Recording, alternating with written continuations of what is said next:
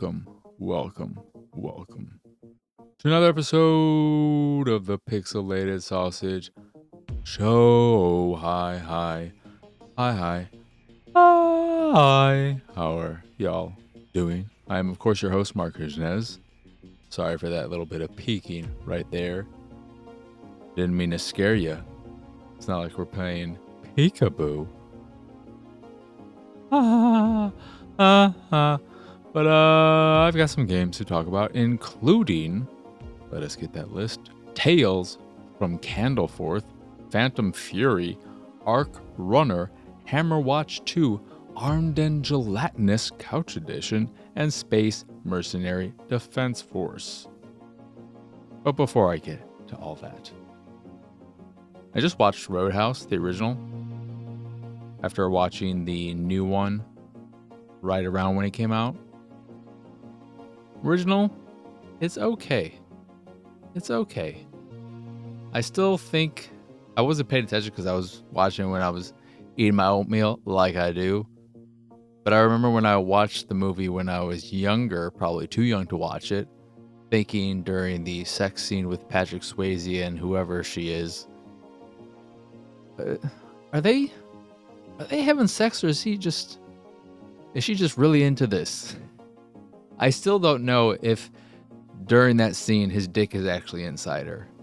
Spoiler, this show is not for kids. But maybe it's very clear.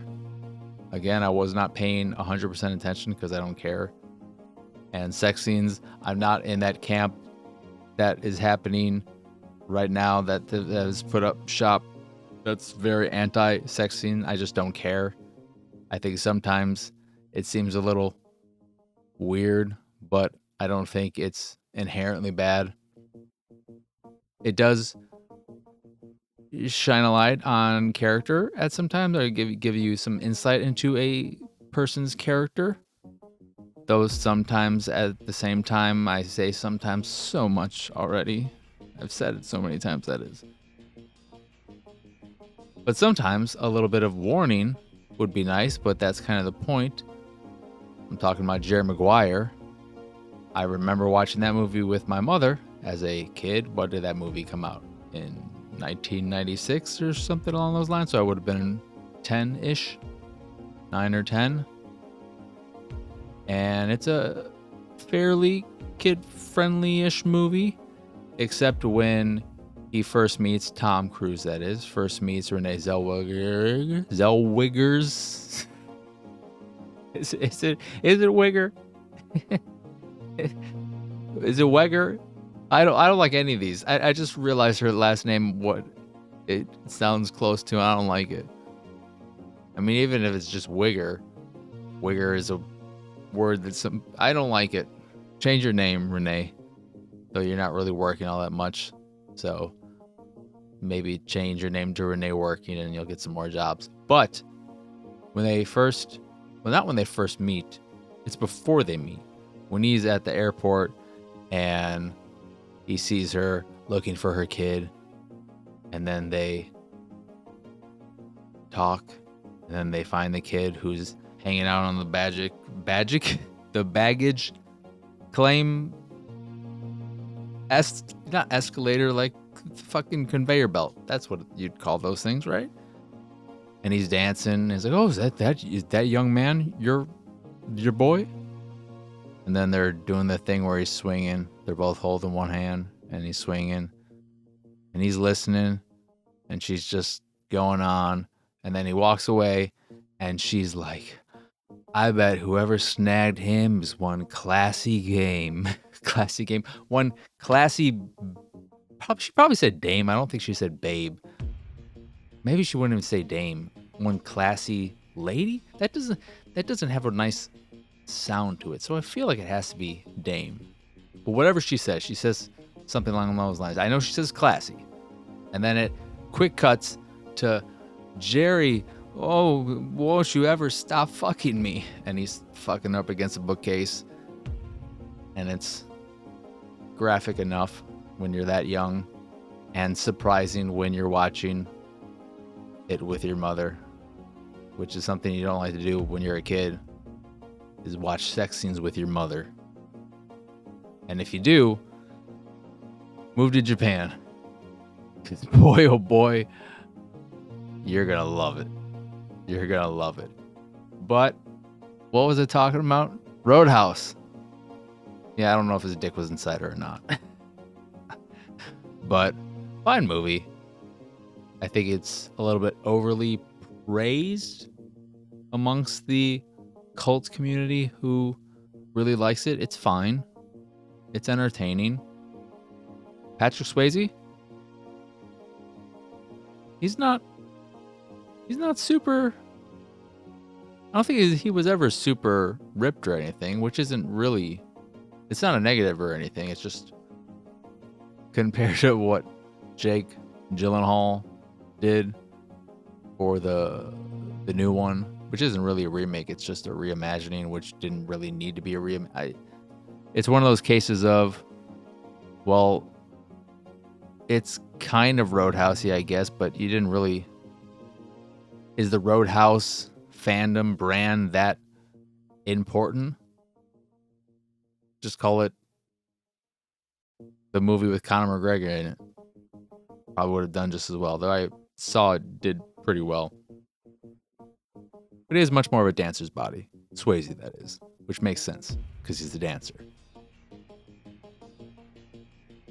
But yeah, fine movie. And the new one, I don't know if I already talked about it or not, but I enjoyed it for what it was. It was very, very stupid in an entertaining way. Conor McGregor, awful, but delightfully so. Perfect movie for his awfulness. Could he ever be in anything else? I'll put it this way. I don't see a Batista type of career ahead of him, given what he's shown us so far. But you never know. The way The Rock's career is going, maybe McGregor can top him eventually. My God. Remember when The Rock used to be a person who made you want to see movies they were in? I don't either. I can't remember anymore. But boy, oh boy, The Rundown is a great movie. The Rundown is one of the best. The Rundown, spoilers for, I think I already mentioned some spoilers, but I think The Mummy is vastly superior to Raiders of the Lost Ark. However, just in addition, I also think The Rundown is vastly superior to Raiders. I don't love Raiders. And maybe it's because I didn't watch it when I was a kid, but I don't think that should matter. I don't know. But yeah. That's all the stuff that happened. There's some news, I guess, probably. I know there was some ID at Xbox thing with a bunch of indie games. I saw bits and pieces.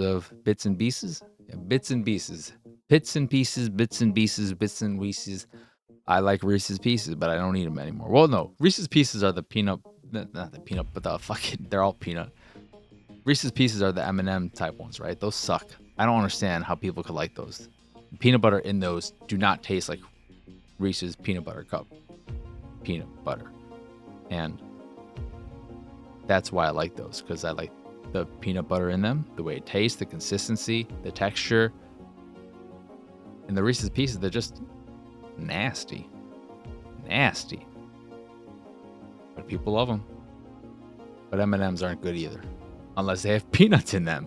So let's just take away the peanut butter, add some chocolate, and God, what is this? Lunchbox you got in my head. You said this crap is more interesting than all. What's wrong with you? I don't know what else happened. I did see finally, it came out a while ago, but they officially announced, they didn't say this is the iPad event, but they said there's going to be this event on May 7th. So finally the iPad Pros will be announced. I'm curious if it'll be a announcement with pre-orders live right away, or if it'll be pre-orders live a little later at the end of the week or whatever. But the interesting thing about that, though, is just that I went into a store again because I was just around one, saw the 13-inch Pro and the 11-inch Pro. I know it's technically 12.9 inches, but 13 inches close. Just shut up, all right? I don't want to hear about it. But, and the new one might be 13 inches, so let's just ignore it, which I'm doing a good job of by specifically pointing it out. But the 13-inch, seeing them next to each other, I think in the 2 times I've seen them next to each other, wow, the 11-inch is so freaking tiny. There's no way I could pick this over the 13-inch. And then when I get home, back to my 11-inch iPad Air Generation 4, I believe, and use it, I think, why would I ever need more screen real estate than this the way I work? So I don't think I actually need the bigger one. It's just when you see them next to each other, it's hard not to think, oh my God, this one's so tiny. This one's perfect. It's so large. It's so nice. This is great for art, but I don't know about that. Anyway, let's get on to what I've been playing. Let's just get this show on the road. And we're going to do it all. We're not going to do it with any preparation. We're going straight to Steam with each game. If Steam wants to load to give me a damn description. So we're starting with Tales from Candleforth. Tales from Candleforth is a folk horror 2D point-and-click game with puzzles and escape room mechanics that narrates the fairy tales from the village. The text contained in this ancient and evil book is now bleeding out, mixing the world of nightmares with the real one through handmade to ... Wait, can you actually click? Wait. Okay, I put the cursor over it. Does it continue? Stop You're getting on my damn nerves. But this is a point-and-click adventure game with some decent art where you are a young girl in a family of witches who have to protect this town, this village. Your mother passed away, I think, during birth, and so your grandmother's been taking care of you and teaching you your ways and all that, but now it's time for you to really take over. And something happened to your grandmother. She left you a note with some recipe things or things she needs to make whatever she needs to make. And so you go about doing point and click adventure type stuff. The writing isn't super great. The localization translation is a bit poor at times, a bit broken. There's a part that reminds me of Jackie Chan in the outtakes for Rush Hour, where it says something along the lines of, it used caught instead of catch, and it made me think of the outtake where Jackie Chan is saying something along the lines of, my daddy once caught a bullet with his bare hands, and I wanted to make sure I tried not to do an accent as well when I did that, if you remember those outtakes. But that I believe was his first. I believe he was learning English while making that movie. But there's a bit of that in here as well. The story's not that particularly engaging, in part because of those little bits that pull me out every now and again. But the puzzles themselves are okay, but I ended up stopping because I hit one puzzle that seemed pretty straightforward. There were 5 different containers of liquid, and I found a note somewhere that told me the order, essentially. And then I tried doing it in that order, didn't work. I tried doing it in the reverse order, didn't work. Then I tried doing it in the order of the words they're using for these particular body parts, doing it alphabetically. That didn't work, so I don't know what the hell is going on, and it annoyed me. And one of the funny things about that is, after getting the code for it, a bit later, there was an additional email sent on behalf of the developers with an included guide in case you got stuck and you didn't want to bust your head on a puzzle so that you could get through it. I appreciate that, but for me, that's not something I ever really want to use, because I don't think, especially in a game like this, I don't think it's right to judge a game where you have to use a puzzle game for it. I don't think it's fair to use a guide when reviewing, previewing, whatever, giving your thoughts on a puzzle game that is all about the puzzles and your ability to solve them or not solve them, and how easy or not easy that is to do. Because as much as it might be about the story or whatever, or the art, at its core, it's about the puzzles. Otherwise, you would make a visual novel. You would do something else.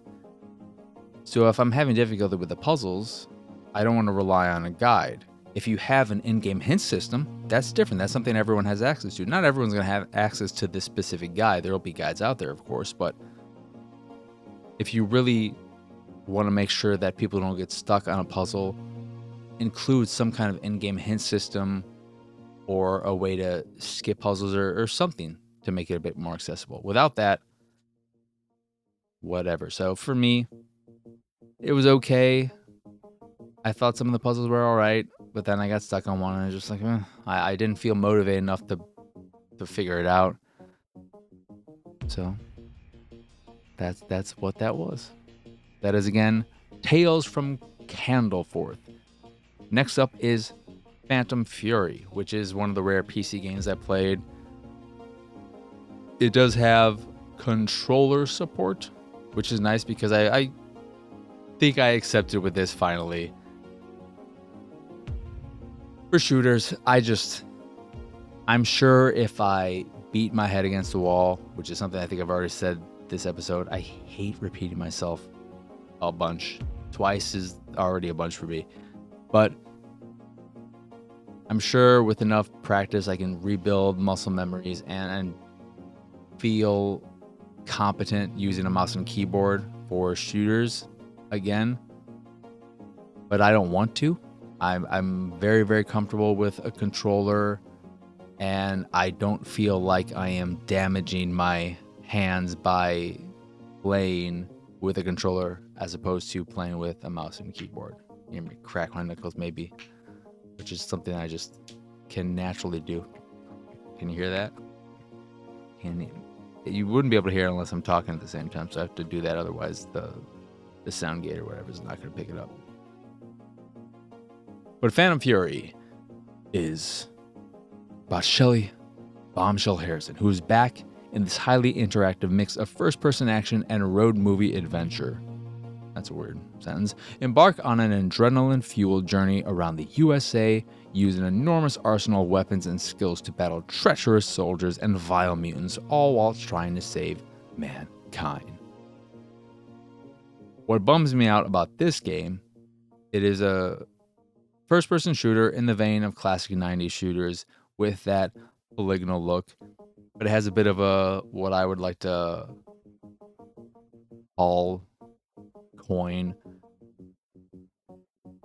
sharp blurriness to it, which I really, really like. So it looks very sharp, very, very clean, but if you get close up to textures and whatnot, you'll see that they're quite blurry, but I think there's a nice effect to it all.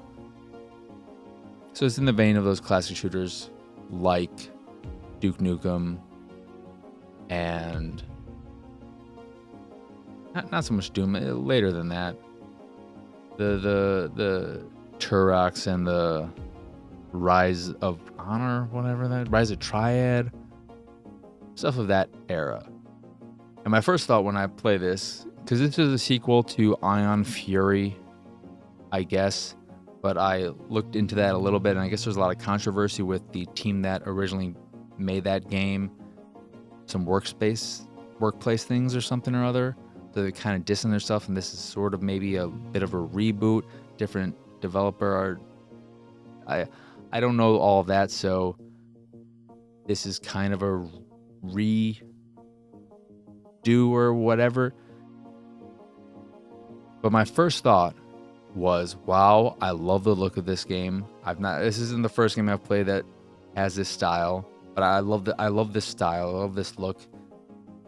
And I don't know why I never thought of this in earlier games that I played. And maybe I did and I just don't remember, but I would love to see, and I think this is what the System Shock remake or remaster, because there's a full-on remake coming out, right? And then there's one that is more, hey, we just really cleaned up that original aesthetic. But I would love to see someone, Night Dive, whoever, do this with the original Deus Ex. You can do it with Invisible War as well, but that's of a different aesthetic, a different style, because it was a later gen game. But I would love both of those games to be playable on modern hardware and look a bit nicer. Don't change anything else about it. Just make them look nicer and make them available on modern hardware, because those are some of my favorite games of all time. I'm not just saying the first one is. I genuinely love Invisible War. I think Invisible War is a very, very underrated game that is horribly treated because it's not as good as the original game. But how often can a sequel be as good as original when the original is one of the greatest games of all time? What is it, number 4 on my list, I think? Yeah, Metal Gear Solid, Morrowind. No. Metal Gear Solid, Bioshock, Morrowind, Deus Ex, KOTOR. Top 5. But that was my first thought. Wow, this looks very, very pretty. Then I started playing it and I thought, oh, this does not feel good. I don't like the feel of this game. The guns that I use, I got through the first few areas up until the point where you get your Magnum and then have to defend this dude while he's fixing his truck or filling it up or whatever. And I never found it to feel all that great, whether using the pistol or the shotgun. You know what they say about shooters and shotguns, you're only as good as your shotgun, and I didn't find the shotgun to be all that great, at least at its base level. There are some upgrades you can do, but the upgrade that they had, I don't know if there might be a new shotgun you get at some point, just like you get this high-powered pistol later, but the upgrade, I believe, was just the ability to let off a flash, which will stun enemies. That's not exciting. So yeah, I'm kind of disappointed.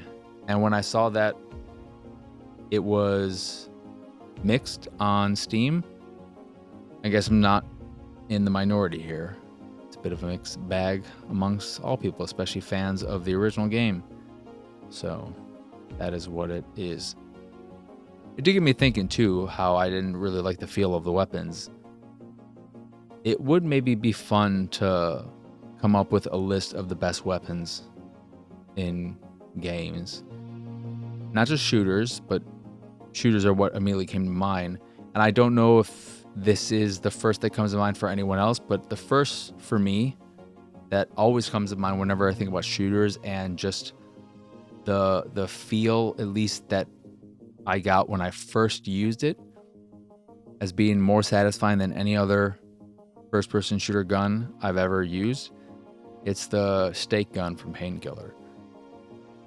Oh man, I was so blown away when I first used that gun, however long ago it was. I feel like that was a maybe 2003-ish game. So I would have been 16, 17.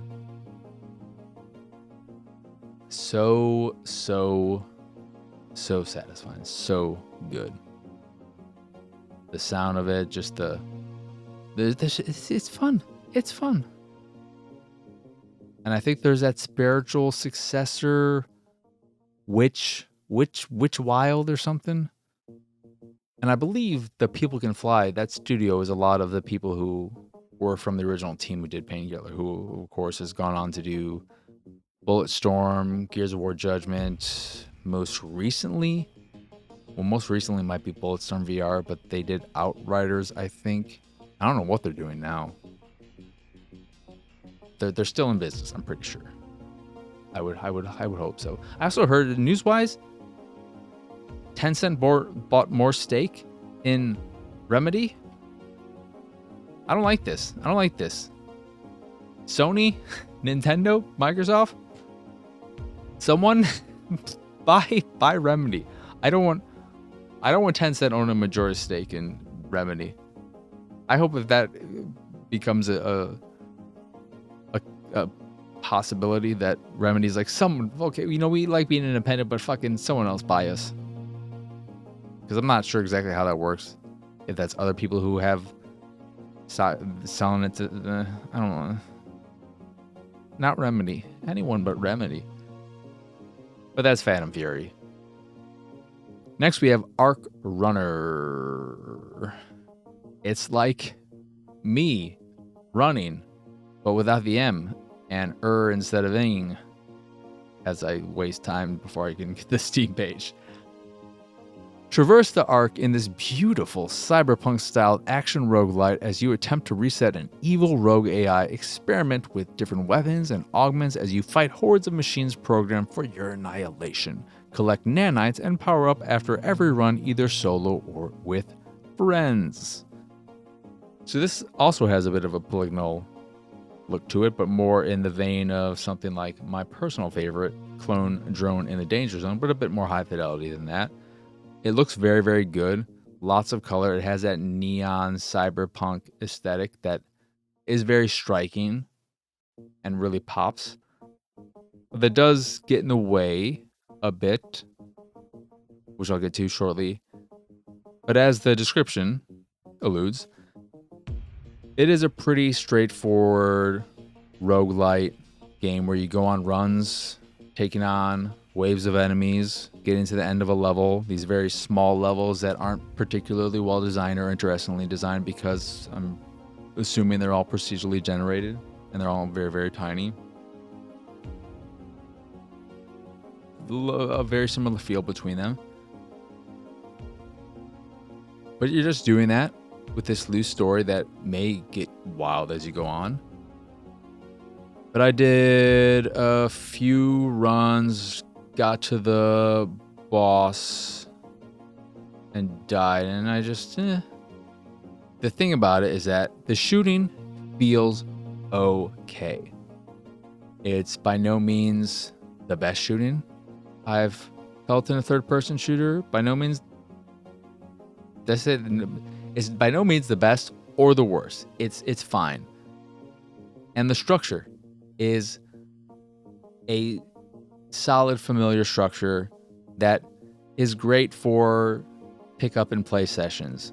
It's very good for just playing for 15, 30 minutes here and there, doing a run or two or whatever, and having a decent time with it. But it doesn't make much of an impression, doesn't really stick with you. And what it did for me was remind me of all the similar games I'd rather be playing, like Gunfire Reborn, which I've talked about well in the past at this point, but I put probably 40 hours into that game. Really, really love it. I do think, I don't know if things have changed, but I do believe there is a bit of controversy or whatever with the console ports where they didn't really support it and weren't keeping it up to date with the PC version. That may still be true, may not be true. I can't speak to that. I have no experience with the PC version, but what was there on the console version I really enjoyed. I think it feels really good. Love the look of it. Also polygonal aesthetic. They love that look, the indie space. And I don't blame them. It's a good look. That sharp polygonal look is nice. So do it. I approve. But I like the way that one feels a lot more. It is first person, so that could be part of it. But also stuff like RoboQuest, I'd much rather go back and play that, which I believe is out of early access now. And I could probably think of plenty of others that I would rather play over ArcRunner, which isn't to say ArcRunner is bad. It's just fine. It's okay. It's not something that you'll feel bad about playing, but if there are other games in this genre that are very similar that you haven't played, you might be better off with those. But to the point about the visuals being a bit of a hindrance, when enemies spawn in areas, so the way the runs work is that you go into these very small levels, you enter an area, and then you'll be closed off. You'll be locked in that area until you take out all the enemies, all the waves of enemies as they're spawning in.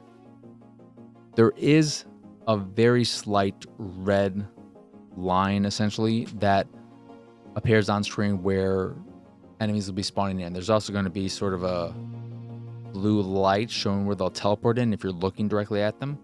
But if someone's spawning in, or multiple enemies are spawning behind you, you'll see a little line on screen to notify you of that.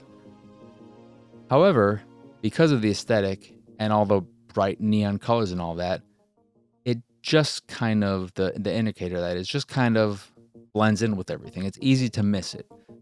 So enemies could spawn in behind you without you knowing, and then you end up taking damage that you maybe would have avoided if you were more aware of it. There's a mini map that doesn't really do a great job of doing it. It might as well just not be there.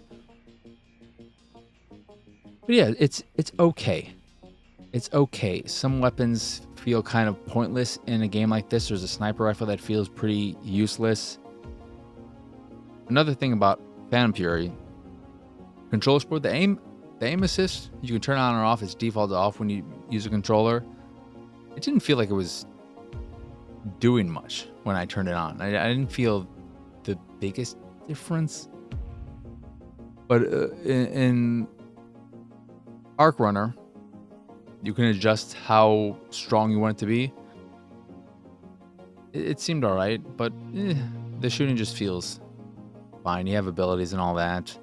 Some challenge rooms, very typical stuff, but nothing to write home about. But how many of you actually write home? Come on. We can be honest here. None of you do. But that is ArcRunner. Next up is Hammerwatch II. Have you ever watched MC Hammer? Okay, we're at the page. We're good. We avoided that blunder. Gather your heroes and journey beyond the dungeons of Castle Hammerwatch to explore a pixelated world. Ooh, I like that word. Like never before, aid King Roland's resistance while helping villagers along the way, battle beasts, finish off hordes of the undead, and face the forces of evil. So I played a decent amount of the first game, but I'm pretty sure it came out a while ago because I don't remember it all that well. Outside of thinking, hey, this is Gauntlet-y, but more than just these level-based things. And that holds true in Hammerwatch 2. I believe the opening bit with all of the text telling you all this stuff was a recap of the first game and the events that happened in it, where you and your group of fellow adventurers took down one of the dragons that was guarding this evil wizard or something from fully rejuvenating and then taking over the world or whatever the fucking shit is going on. But this feels very much so like, what if Gauntlet but Elder Scrolls? So instead of it being this level-based game, it throws you into this open world, but it's from a top-down, zoomed-out, pixelated the aesthetic like Gauntlet. And I like that. I like that idea. But there are a couple problems. One, the UI and UI navigation is a bit clunky, especially with a controller. It's not terrible, but it does stand out. It is noticeable. You do realize it's just like, oh, in some ways it kind of feels like you're playing a game of Twister with your hands, where you have to do multiple things. Okay, I'm moving the cursor, the on-screen cursor with the right analog stick, and I'm doing this and I'm doing that just to get what I want to get or see what information I want to see. So that can be a little bit frustrating. I don't think the font is the best in terms of readability, but I get it. It's going along with all the pixel look and everything. The combat I found, I don't know if this is in my head or if this was how it was actually working. It feels like there's an RNG aspect to it, so that even if it looks, if they're the visuals are indicating that you've hit an enemy with your weapon. I was playing as a mage, but even if the visuals are showing you or telling you you've made contact with an enemy, that doesn't mean you'll actually have made contact with them, because there's an RNG element. That's what it seemed like. I don't know if that's true or not, but that's how it felt, because there were times where it looks like I'm doing stuff, but nothing is happening. That is frustrating. I really don't like that. I don't mind RNG when you're doing something like XCOM, this turn-based thing or whatever, or even if it's real time, but you're using a ranged weapon so that they can use your accuracy so that you build up that. But if I'm doing something where clearly I can see that my attack is hitting the sprite, but nothing is happening, don't like it. And then I spent an hour and a half, 2 hours in it, just exploring this world. It just throws you in it, which I do appreciate. I do like just getting to do what I want to a degree. And there's minimal, I think you just have to pay a certain amount of gold to respawn if you die, if you have the gold. And if you don't have the gold, then you just respawn for free or whatever, with a bit of a time skip. But, and I think it's because of this top-down perspective, the world just isn't, and the story, the characters in it, they're just not that interesting. And there's not this sense of awe to the world and this desire to explore it and see what's out there that you get with a 3D game. And it got me thinking about, to use Breath of the Wild as an example, even though I don't love the game, as I've talked about in the past. But when you first you leave that cave in the very beginning, and then you see the world in front of you, and you see all these things that you'll be able to go to. Maybe some you won't be able to really explore thoroughly right away because you won't have the right equipment, or you won't have the stamina, or whatever. There could be reasons why you won't be able to do certain things right away. But you'll be able to get there eventually. You see a giant mountain and you think, I'm going to get to the top of the mountain at some point. You don't get that with a game like this because it's this top-down perspective, so all you can see is what's on the screen, and you can't see anything outside of that boundary. But there's nothing they can do about that, outside of making every small little thing that much more interesting, and that's really not the case.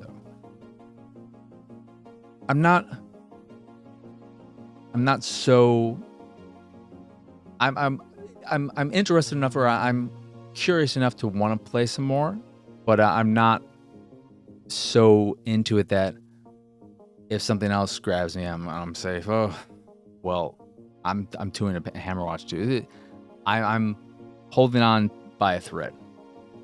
That is Hammerwatch II. Next up, we have Armed and Gelatinous Couch Edition. Come on, here we go. Armed and Gelatinous Couch Edition. This is an early access game on PC? Really? Oh, it releases technically May 2nd, so tomorrow. I can talk about it today, though. Wait, this was in...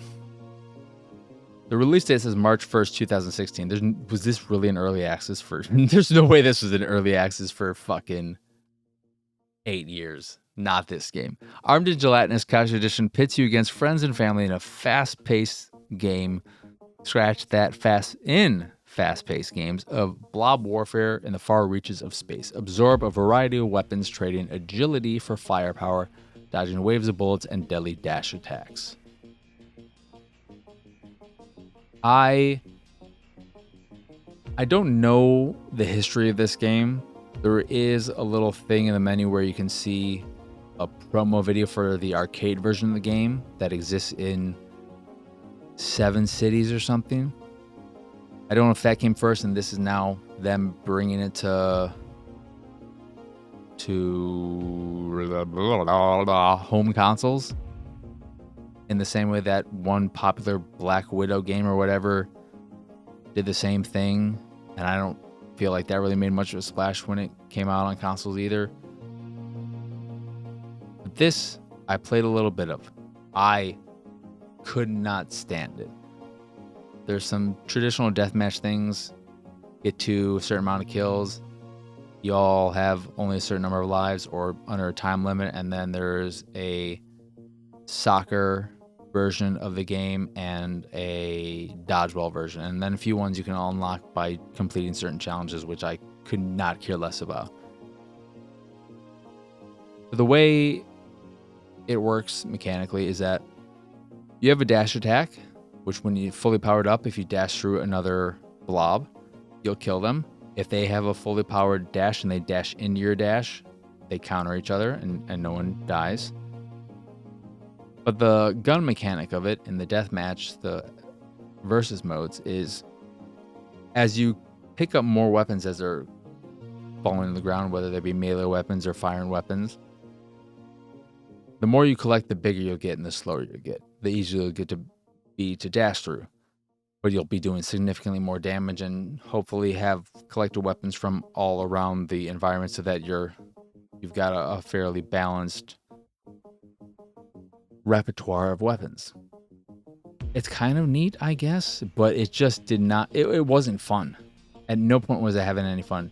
Maybe with other people it would be fun. Maybe. But by myself, I had zero fun. Zero fun. I hated the soccer version too as well. And the dodgeball was pretty dull. That wasn't fun. But the soccer one I really, really didn't like. But yeah, I don't really have anything else to say. I don't think it's fun. I don't think it's worth checking out at all. I think there are so many other games of this nature that are way better that have come out years. There's plenty out there already that I don't think you need to bother with this. So that is Armed and Gelatinous Couch Edition. And then last but not least, we have Space Mercenary Defense Force. This is a game where you defend against the alien invasion and take down the mothership. Utilize branching upgrade trees, unlock new ships, and equip permanent upgrades to create your own unique build and defeat the growing hordes of invaders in this sci-fi action roguelike. This is a Vampire Survivors-like, and it's fine. Doesn't look all that great. You have one level, I believe there are challenges as well I didn't mess with, but just the normal mode. It's one area where the only differentiation, I believe, is that the world in the background could look different. But outside of that, it's just this very small area. It's a pretty tight area.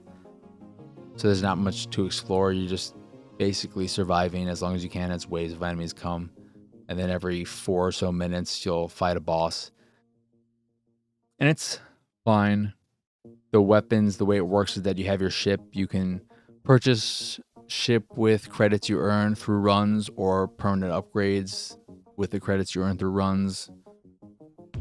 And the way upgrades work, the the ones that you get during the run base. So when you have these modules that you can connect to parts on your ship.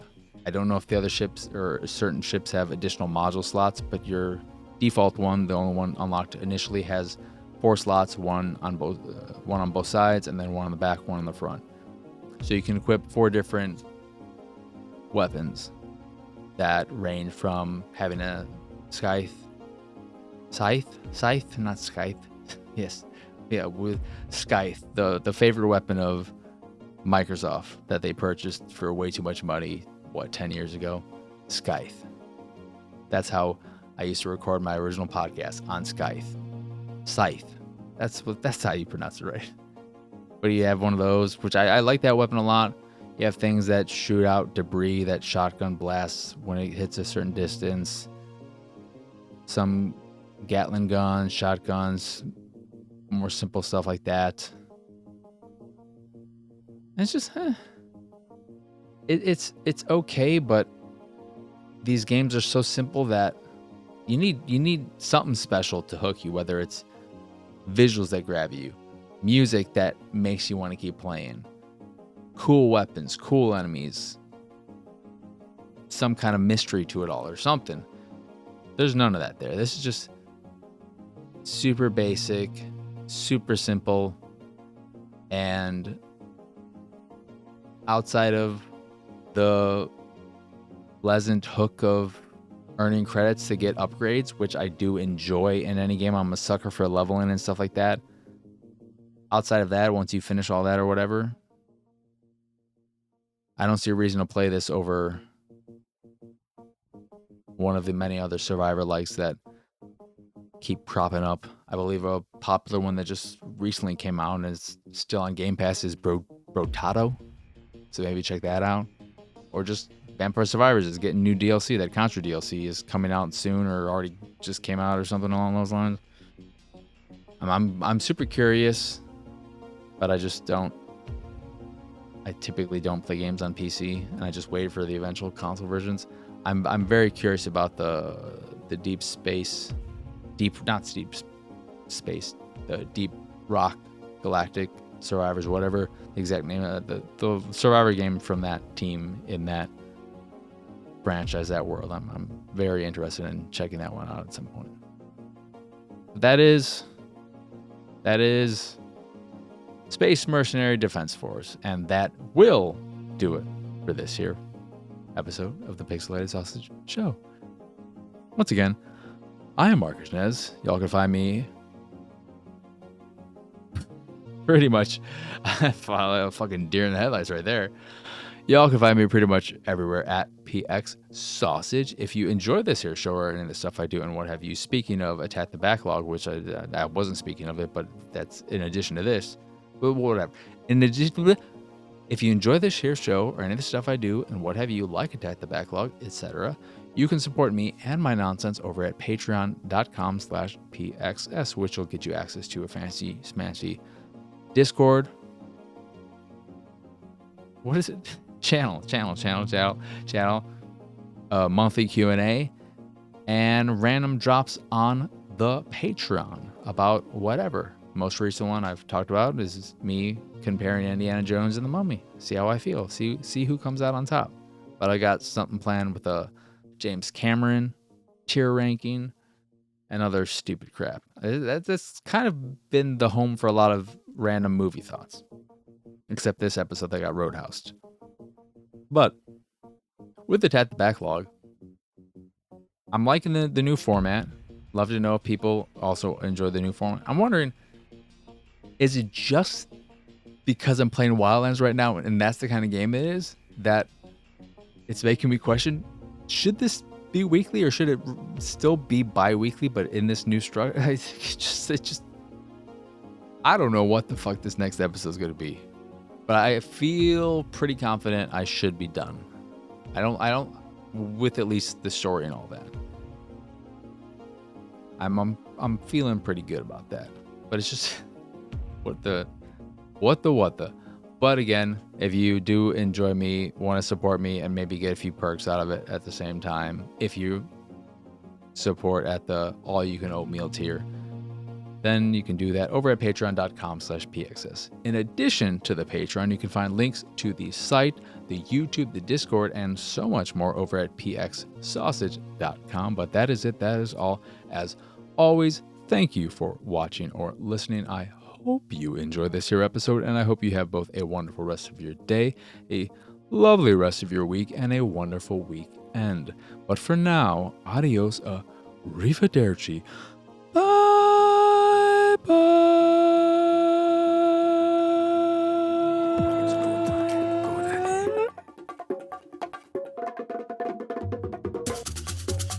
It's go time, go daddy.